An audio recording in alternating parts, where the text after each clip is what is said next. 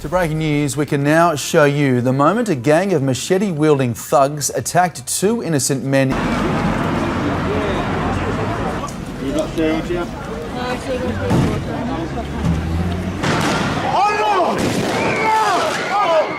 Britain's streets once again told a story the government refuses to face. Machete gangs terrorizing neighborhoods while authority retreats in real time. This raw footage of fear, fire, and lawlessness is spreading faster than officials can spin it. The question is, who's being protected while the rest are left exposed?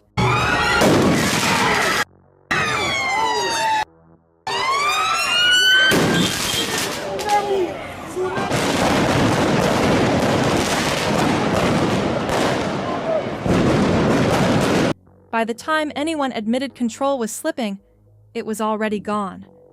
Fireworks weren't a celebration. They were weapons, fired straight into the police's faces. Officers weren't advancing. They were backing away. Between 8:05 and 9:05 that night, the British state didn't look overwhelmed. It looked missing.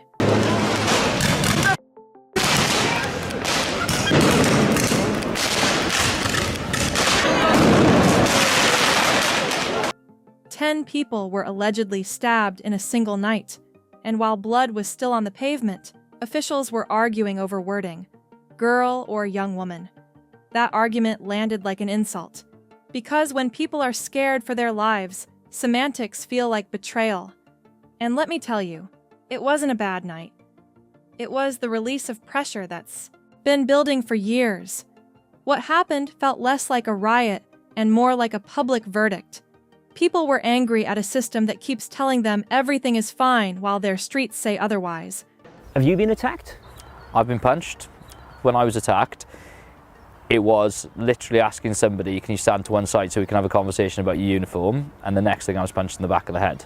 The numbers are why this anger is so raw. 53,000 knife attacks in a single year. That's one every 10 minutes. Not per day, but every 10 minutes. Machete attacks have surged more than 300% since 2000.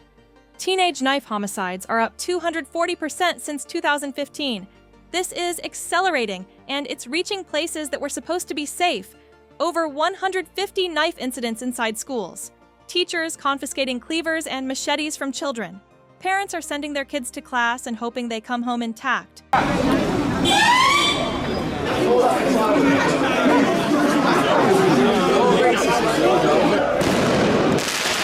Knives that we're seeing people use is kitchen knives as well, which are always going to be accessible. Me personally, I think education is the main thing. Public trust has collapsed by 28%. That matters more than any cherry-picked statistic from a press conference. When people stop trusting the system, they stop believing the rules protect them. And once that belief dies, compliance dies with it. You can't govern a country on reassurance alone. A lot stricter, zero tolerance with knives on the streets, absolutely zero tolerance. Prison sentence, rehabilitation, and education in school. Hospitals see the truth before politicians do. Trauma surgeons are now treating injuries that look like battlefield damage. Severed limbs, deep abdominal wounds, permanent nerve destruction, injuries that change lives forever. The NHS is absorbing the cost of a street war the government refuses to name. Officials talk percentages, doctors talk survival. Those are two different worlds, and the public knows which one they're living in.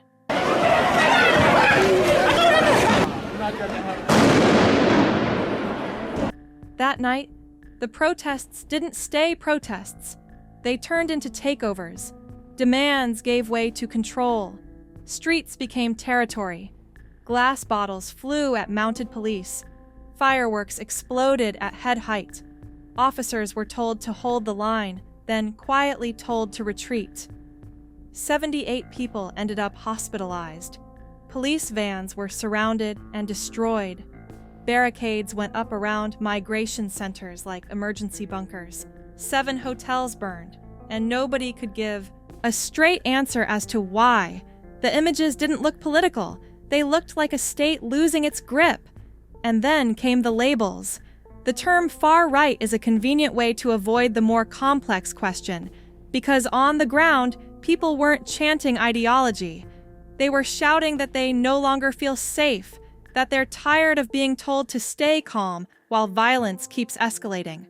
When the response to fear is dismissal, anger fills the gap. At the center of this collapse is the prison system. SDS-40 sounds technical, but its impact is brutal. Serve 40% of your sentence and walk free. In a single year, 40,000 convicts were released while prisons operated at over 99% capacity. The signal to criminals couldn't be clearer. Punishment is temporary. Consequences are flexible. Time inside is a pause, not a deterrent. 4 individuals got out of that car that night. They stabbed him 6 times, and it was a 39-second attack from pulling into the car park to pulling out in their stolen car.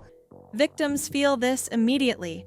They see their attackers back on the same streets within months, sometimes weeks. That does something to the soul.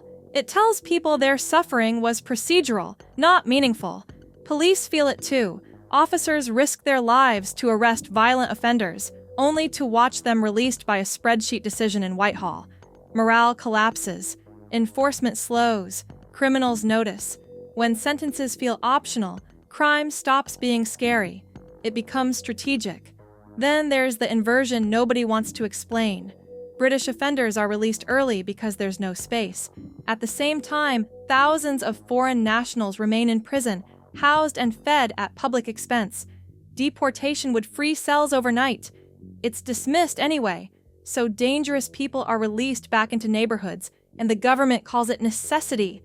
The public calls it surrender. Hayes ban is the first step in the government's plan to halve knife crime over the next decade. It's a problem that's getting worse.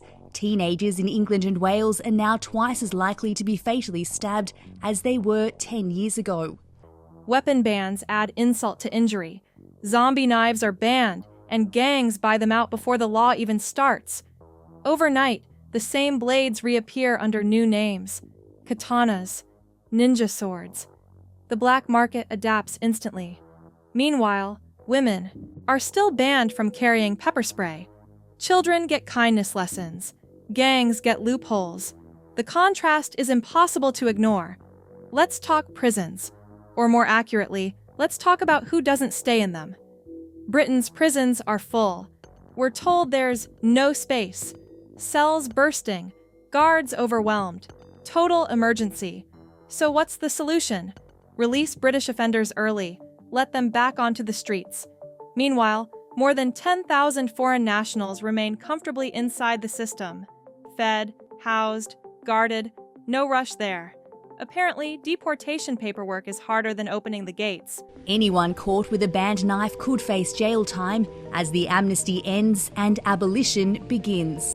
So you get this bizarre policy inversion. The dangerous guy from down the road is back in your neighborhood because there's no room. The dangerous guy from another country stays inside because it's administratively inconvenient.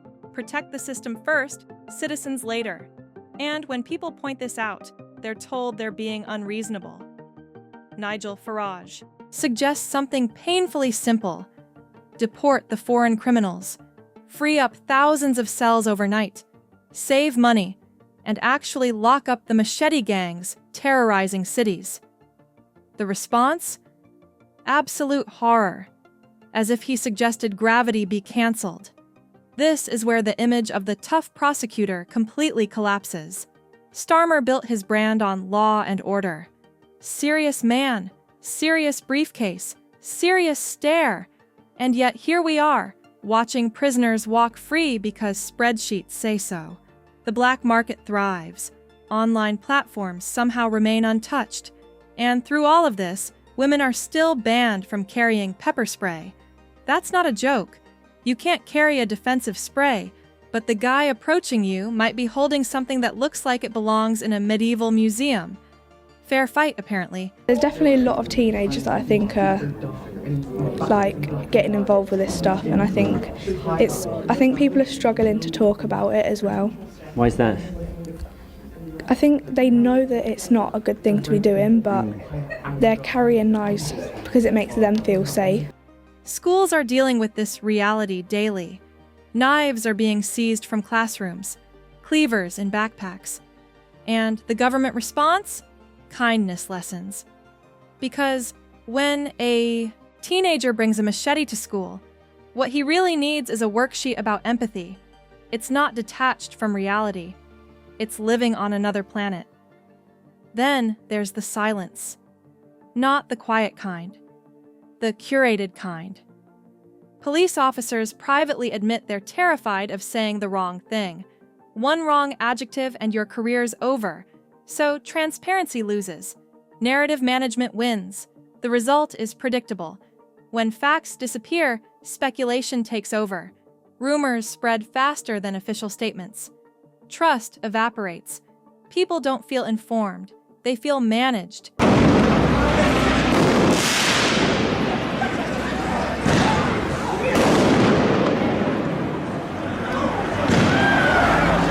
And when the state pulls back, the streets don't stay empty, but they adapt. Security guards now wear stab vests as standard uniform, not special units. Shopkeepers close before sunset because it's safer to lose money than teeth. Investors quietly move capital out of London because no one wants to explain to staff why commuting feels like a gamble. Parents are buying bulletproof backpack inserts for children. Let that sit for a second. This isn't a war zone. This is Britain, or at least it used to be. Communities are forming unofficial patrols, WhatsApp groups, encrypted chats. People are looking out for their own streets because they don't believe anyone else will. It's not unity, it's fragmentation, postcode by postcode, a slow urban balkanization nobody wants to name. But it doesn't shoot bullets. It can't kill anybody. It just hurts a lot. And then we hit the self-defense flashpoint. Farage proposes legalizing pepper spray, introducing a castle doctrine, and deporting violent offenders. The response from the public is instant. 2.3 million comments in 3 hours. Not because everyone loves Farage, but because people are desperate. They want the right to protect themselves. In the US, if someone breaks into your home, you can defend it. In Britain, defend yourself the wrong way, and you might meet the judge before the criminal does. So women turn to illegal sprays. Neighborhoods coordinate quietly. Vigilantism doesn't arrive as an ideology. It arrives as fear, as survival.